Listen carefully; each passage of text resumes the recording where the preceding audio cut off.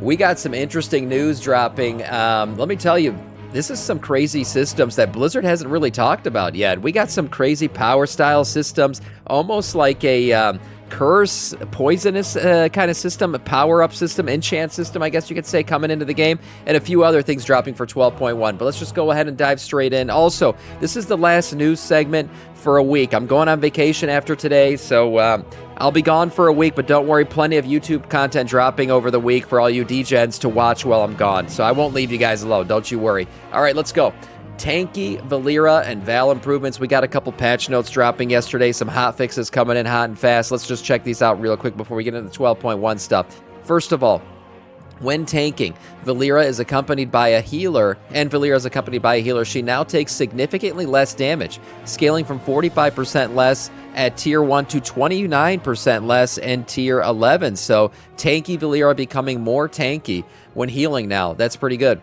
Dungeons and raids. Sporefall resolved an issue causing players to be able to interact with the door to the Fungor Hollow. That's weird. I didn't even know that was a thing. Okay. Najatal. Players will no longer lose their light hook grapple ability when they log out of Najatal. The Omnium Folio. Starting in Week 2, the weekly Seeking Knowledge quest prerequisites are now account-wide. Characters must still be able to complete the Sunstrider Omnium Unlock quest to gain access to the weekly quest. So nice. That's going account-wide. No longer we have to repeat that one.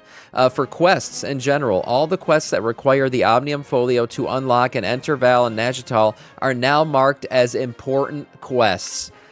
Look at that, boys. I told you. I said, why isn't this thing indicated as an important quest? Why am I looking for a regular quest marker for something that literally changes the power dynamic for you in the game? And of course, as I said before, Blizzard watches the stream, so what happened the next day?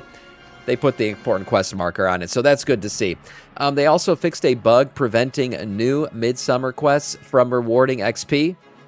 And then for Val, there's a bunch of changes here. Val's the new, open world content zone that opened up this week.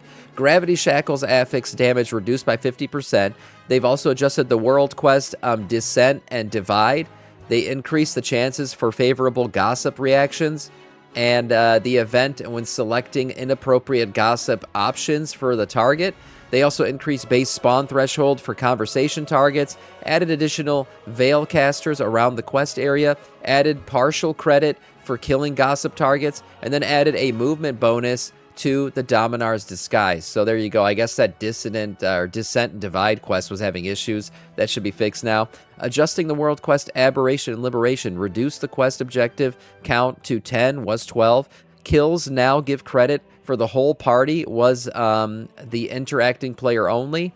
And then they improved respawning when many players are present. So there you go. And then Spirit Healers now correctly spawn in Val. So it's a couple hot changes there, hot fixes, I should say. A nice one, honestly, for the healers here doing delves, that now she's at least more tanky. And when I say she, I mean Valera. So that's good to see. Moving on to some more interesting content. Right now, live in the game, does anybody want a Frosty Boy lightsaber? Of course you do. Who wouldn't want a Frosty Boy lightsaber? This is a really cool looking weapon here. It's called the Ice Guardian's Sleetblade. Is a badass looking weapon. And I think a lot of people are going to want it, and it's actually not that hard to get. I'm going to explain how to get it right now for you guys. So, to find the blade, players will need to make their way to the Sleet Rune Hollow. On Heroic World tier only, this does not work on normal tier, where you will find a nice little cave entrance here. Okay, this is what it looks like. You're going to want to go in that cave. Located in the back of the cavern is a large block of ice with an enchanted hilt sticking out of it. Now, though our work has only just begun, you attempt to extract the weapon to get the Testament buff, prompting players to prove themselves by slaying rare monsters in the zone. By defeating the world boss or other rare mobs, you will get the Vanquishing little, buff, debuff. It doesn't really do anything. It just gives you a little bit of an indicator that you now have it. Upon gaining the second stack of this, the original Testament buff will update to indicate that you have proven yourself worthy and can now return to claim the blade. Both of these will last 30 minutes, and you have to go back while this 30-minute window is open. Note the Imperator Pertinax and the unique rare mobs provide credit, while roaming those skull elite mobs that roam around your map, those don't. So don't bother killing those if you're trying to do this. You return to the cave with both stacks and attempt to pull the sword, gaining the Ice Guardian's Sleetblade. This is a really cool looking weapon. Appearance resembles a lightsaber, obviously. And I mean, if you want it, go get it. It's a single-hander, badass looking transmog, definitely. And it's not that hard to get. Like I said, go kill 2 rares, get that stack, come back, and prove your pullout game is worthy. There you go. So a nice looking weapon to get and a pretty easy way to get it. Moving on to 12.1 content. There's some interesting stuff dropping here, some things that Blizzard has failed to mention, but it will be pretty big for the game going forward. So here we have weapons illusions available to ranged weapons. Finally, that's right. I had no idea this was a thing, but evidently ranged weapons like bows and stuff, you couldn't apply those weapon enchant looks to them. I had no idea. I haven't played Hunter in freaking generations. I haven't played Hunter since BC. So people who had bows, I guess, couldn't apply these different enchant looks to them. Now you can, at least in 12.1. So yes, range bows, crossbows, weapons, and guns. So we got crossbows, bows, and guns. We'll now be able to apply those illusionary enchants and stuff like that. So that's good to see for anybody who's always wanted to do that. You will now be able to do it, adding a little bit more customization to your ranged weapon. Now here it is, a first look at the Ulatek boss in 12.1. Now I typically don't do this. I'm not into like, oh, well, let's check out the boss animations and stuff. But I just want to say, holy crap, Blizzard cooked with these damn animations. Okay, first of all, you got, what is this, 5 different heads here, okay, flying around at the same time. Nothing too crazy about some of these animations, but as we go through these, I think this boss might break some graphics cards. We're going to have some laggy-ass fights going on because the animation style for this guy and the way every single head moves, this is a pretty cool-looking boss, honestly. Right here, you're going to see some really cool ones. So we have the spitting one, where each head is aiming in a different direction, I guess spitting different, poison blobs everywhere into the room. Really cool-looking animations. The next one I'm going to show you is absolutely mind-blowing. So here we go.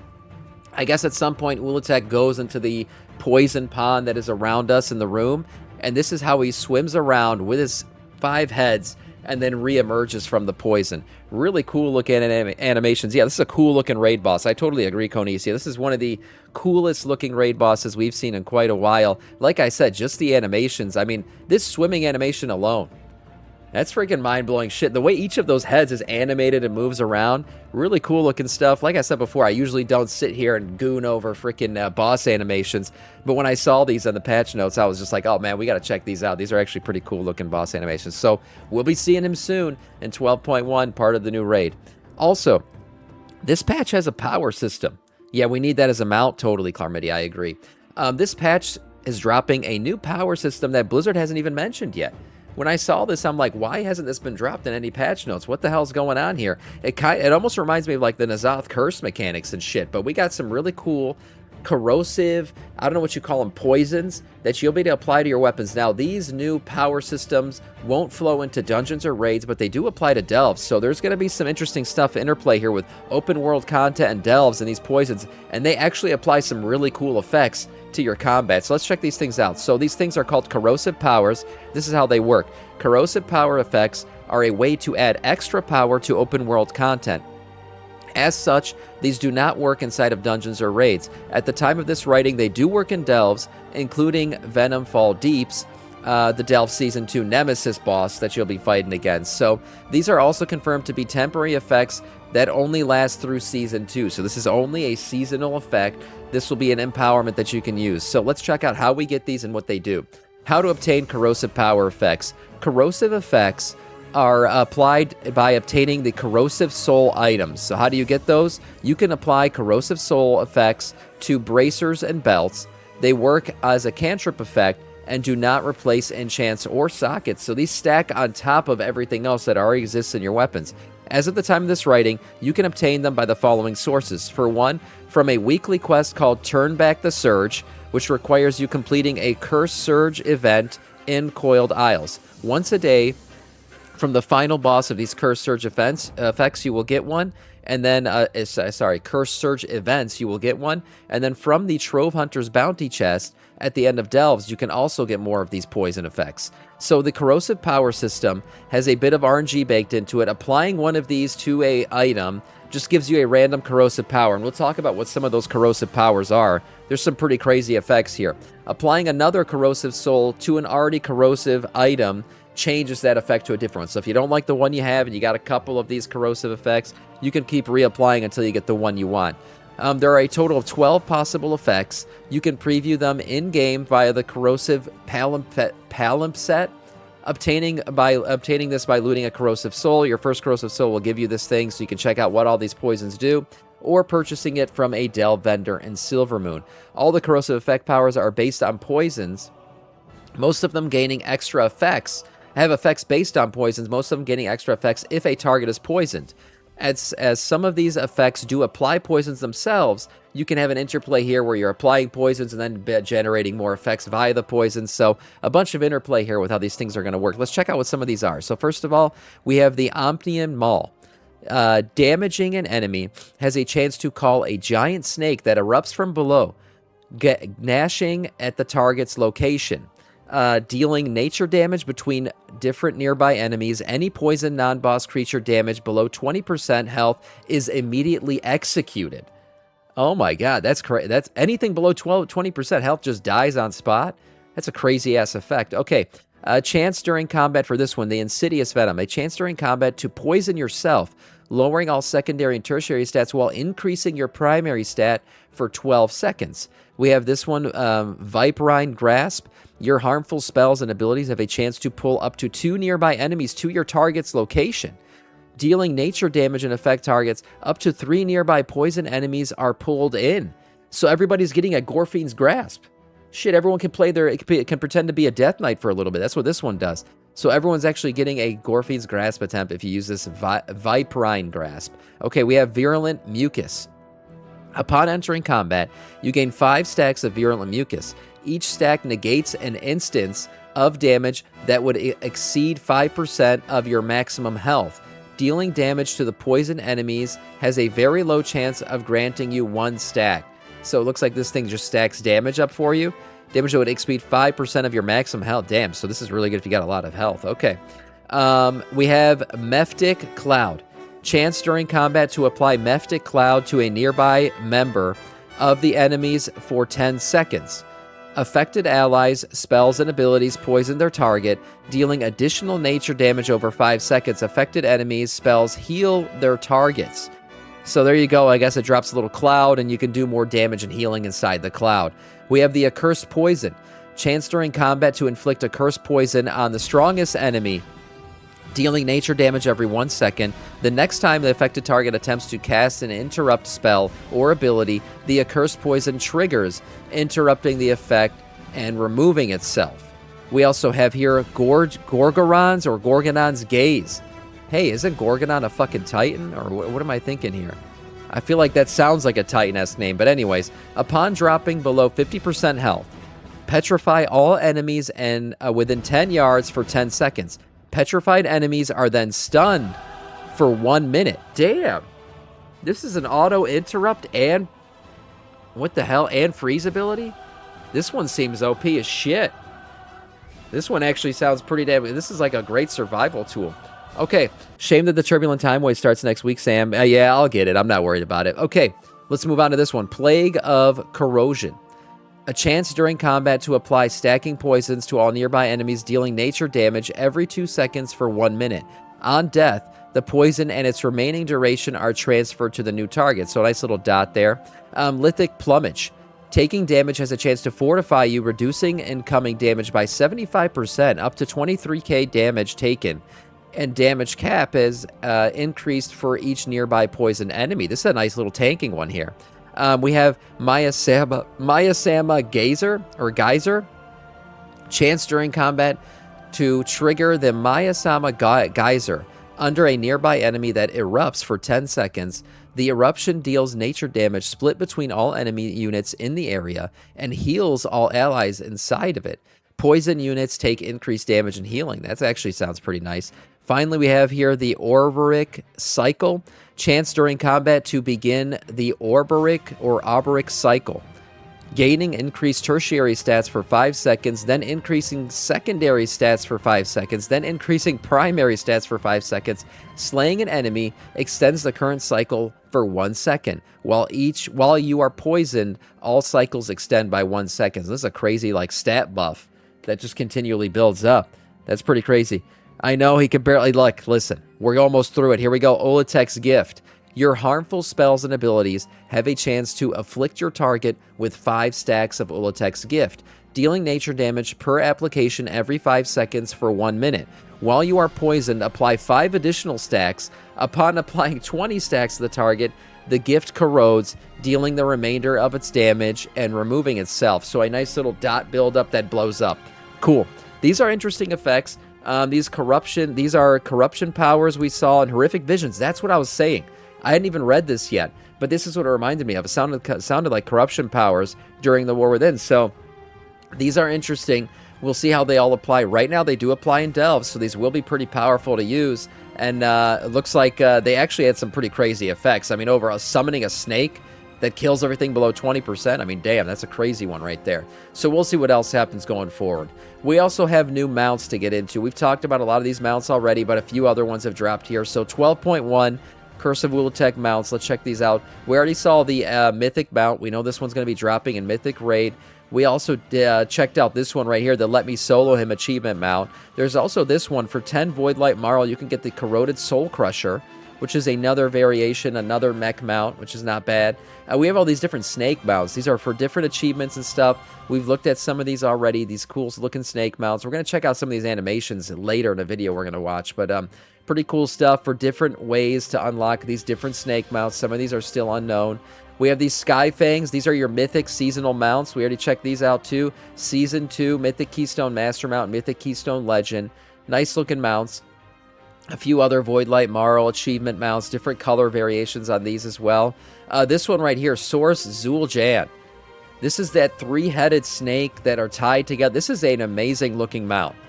But I don't know, what does the Source Zul'Jan mean? How are you going to get this thing? We also have these here for Voidlight Marl. I love these 3-headed snake mounts. We're going to have to check out these. I'm betting these have amazing looking animations. Considering how cool the boss animations were that we looked at, these are probably amazing. We also have some unknown source ones here. We have a few prey-related mounts. That's right. Give some Remnant Anguish. You can get yourself these little boys right here. I can't click them. They're not clickable, but a Hex Flame Reaver and a Prey Hunter's Courser. So some cool-looking mounts there. We also have the PvP Vicious mounts here. They're a little play off of the tanking form of the Haraneer. So some cool-looking Armadillo mounts, not bad. And then we have the Gladiator mount. This is a badass-looking Proto-Drake, green poison Proto-Drake. It's a nice one. A few Mystery Birds. Not sure where we're going to get. This is a source of promotion. So this black and white looking, this thing looks great. It's a promotional mount, though. The Shadowed Spirehawk. We looked at this before. I'm going to actually pull up an image of this because this thing looks really, really cool. We have to see where the hell this thing's actually going to... We can't see it. Damn it. Well, I can't zoom in on it, so we'll just take my word for it. This is a really cool looking mount, actually. So we also have the Spirit of Tokaja. Unknown source for this one, too. A green colorway or a green glowing colorway of this bird version mount here. We have some known bears here. Where we're going to... Damn, this is a bareback bear right here. Who wants to bareback bear riding? This is a interesting looking mount. We don't know how we're going to get this one. We looked at these the other day. Trading post mounts coming. Chameleons, different color chameleons. So if you want a chameleon boy, these are actually cool looking mounts. We also see a new broomstick coming for the Hallow's End event with a little pumpkin keychain on the front. This is a pretty cool looking mount. Different colorways of this one. So Hallow's End, getting some interesting stuff here. We're already seeing the October stuff start to kick in. We also see here, finally, a really cool looking owl mount. Very unique color, very unique look. It's a store mount, boys. It's a store mount, yes, and you know, that's always sad to see, but it's part of the in-game shop. If you want to get this one, obviously looks cool. Looks cooler than all the other mounts, of course, because it's a store mount. But yeah, if you want to buy this one, you'll be able to do that for sure. This is a nice looking one. I definitely like how some of these mounts are going to look, and the snake mount animations, I'm betting, are going to be absolutely glorious. We'll have to check those out later on. And finally, we save 20% during this World of Warcraft Midsummer Fire Festival off the Blizzard Gear store. That's right. If you want to buy some Blizzard gear, you can get yourself 20% off of a bunch of these items from the WoW store during the Midsummer Fire Festival. So get it while you can. If you got some money to burn, which nobody does these days, you can go ahead and buy some of these cool items off the WoW store. I'll see you guys after the vacation's over. I'll be back on June 6th, as I said before, or I should say July 6th. But as I said before, don't worry. I got plenty of video content dropping this whole week for all you DGens. I know a lot of you guys watch me on your way to work or watch me while you're eating at work. I didn't want to leave you with nothing. So there's plenty of that coming still while I'm gone. But for today and for the rest of the week, that is all in terms of news.